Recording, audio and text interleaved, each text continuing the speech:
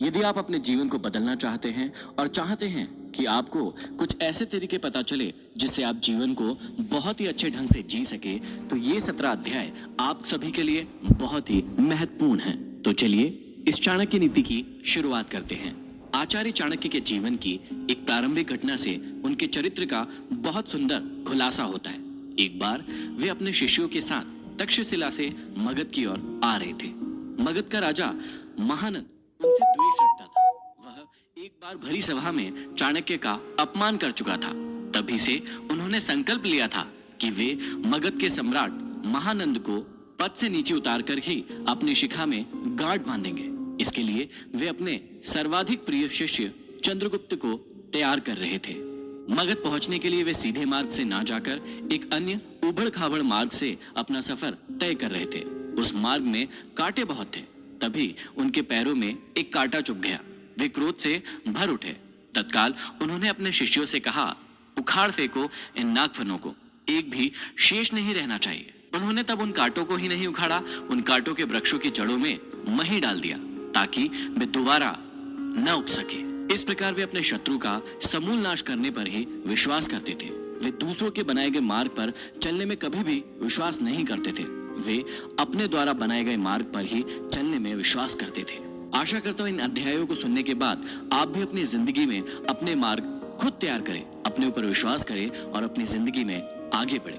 तो चलिए प्रारंभ करते हैं। प्रथम अध्याय में श्री चाणक्य श्री विष्णु भगवान को नमन करते हुए समझाते हैं कि राजनीति में कभी कभी कुछ कर्म ऐसे दिखाई पड़ते हैं जिन्हें देखकर सोचना पड़ता है कि यह उचित हुआ या अनुचित, परंतु जिस अनीतिकारी से भी जन कल्याण होता हो अथवा धर्म का पक्ष प्रबल होता हो तो उस अनैतिक कार्य को भी नीति सम्मत ही माना जाएगा। उदाहरण के रूप में महाभारत के युद्ध में युधिष्ठिर द्वारा अश्वत्थामा की मृत्यु का उद्घोष करना यद्यपि नीति विरुद्ध था, पर नीति कुशल योगीराज कृष्ण ने इसे उचित माना था, क्योंकि वे गुरु द्रोणाचार्य के विकट संहार से अपनी सेना को बचाना चाहते थे। आगे चाणक्य समझाते हैं कि मूर्ख छात्रों को पढ़ाने से, दुष्ट स्त्री के पालन पोषण से और दुखियों के साथ संबंध रखने से बुद्धिमान व्यक्ति भी दुखी होता है।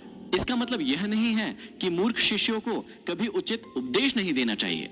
समझाने का तात्पर्य यह है कि पतित आचरण वाली स्त्री की संगति करना तथा दुखी मनुष्यों के साथ समागम करने से विद्वान तथा भले व्यक्ति को दुख ही उठाना पड़ता है।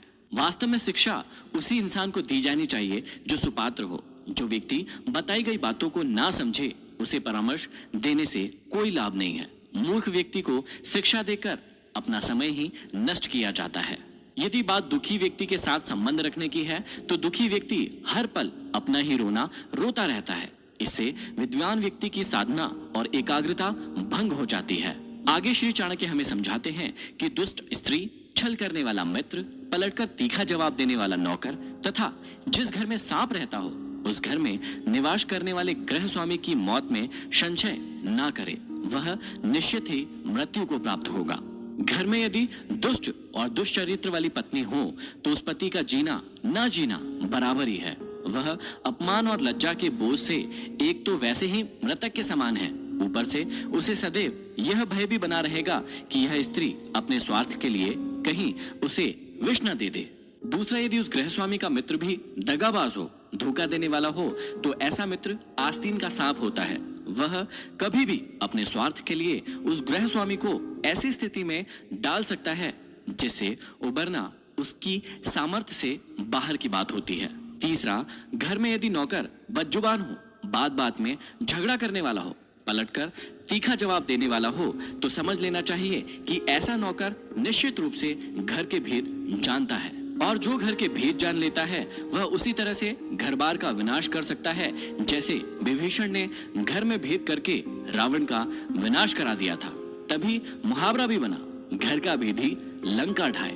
विपत्ति के समय काम आने वाले धन की रक्षा करे, धन से स्त्री की रक्षा करे और अपनी रक्षा धन और स्त्री से सदा करे।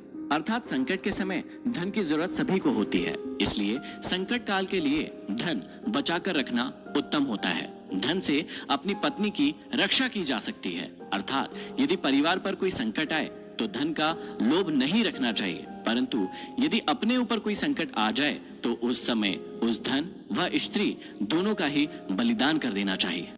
आगे श्री चाणक्य कहते हैं कि आपत्ति से बचने के लिए धन की रक्षा करें, क्योंकि पता नहीं कब आपदा आ जाए और लक्ष्मी तो चंचल है। संचय किया गया धन कभी भी नष्ट हो सकता है। श्री चाणक्य कहते हैं कि जिस देश में सम्मान नहीं, आजीविका के साधन नहीं, बंधु बांधव अर्थात परिवार नहीं और विद्या प्राप्त करने के साधन नहीं, वहां हमें कभी भी नहीं रहना चाहिए। अगले श्लोक में श्री चाणक्य कहते हैं कि जहां धनी, वैदिक ब्राह्मण, राजा, नदी और वैद्य ये 5 ना हो, वहां एक दिन से भी ज्यादा नहीं रहना चाहिए। भावार्थ यह है कि जिस जगह पर इन 5 का अभाव हो, वहां मनुष्य को एक दिन भी ठहरना उत्तम नहीं होगा।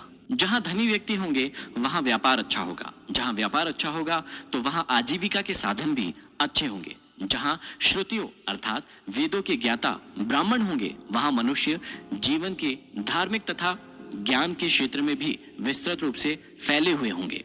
जहां स्वच्छ जल की नदियां होंगी वहां जल का अभाव नहीं रहेगा, और जहां कुशल वैद्य होंगे वहां बीमारी पास में नहीं आ सकती। आगे श्री चाणक्य कहते हैं कि जहां जीविका, भय, लज्जा, चतुराई और त्याग की भावना ये 5 चीज ना हो, वहां के लोगों का साथ कभी ना करें। श्री चाणक्य कहते हैं कि जिस स्थान पर जीवन यापन के साधन ना हो, जहां सदैव भय की परिस्थिति बनी रहती हो, जहां लज्जाशील व्यक्तियों की जगह बेशर्म और खुदगर्ज लोग रहते हो, जहां कला कौशल और हस्तशिल्प का सर्वदा अभाव हो और जहां के लोगों के मन में जरा भी त्याग और परोपकार की भावनाएं ना हो, वहां के लोगों के साथ ना तो रहें और ना ही उनसे कोई व्यवहार रखें।